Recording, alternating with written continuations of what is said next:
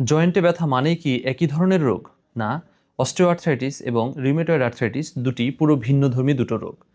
সাধারণত অস্টিওআর্থ্রাইটিস হচ্ছে বয়সজনিত রোগ।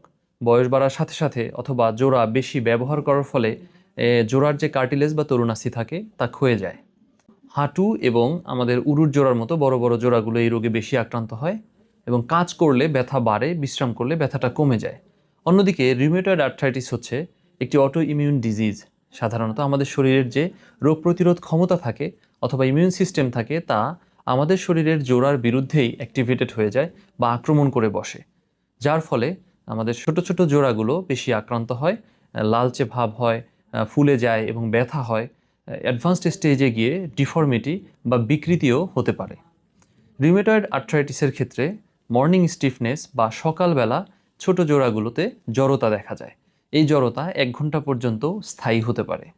সো অস্টিওআর্থ্রাইটিস এবং রিউমেটয়েড আর্থ্রাইটিস যেমন দুটি ডিফারেন্ট ডিজিজ বা আলাদা রোগ, তেমনি এদের ডায়াগনোসিসের পদ্ধতি এবং একই সাথে চিকিৎসা পদ্ধতিও সম্পূর্ণ ভিন্ন।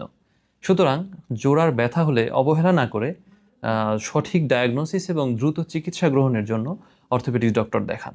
ধন্যবাদ সবাইকে। আমি ডক্টর রাকিবুল ইসলাম, কনসালটেন্ট অর্থোপেডিক সার্জারি।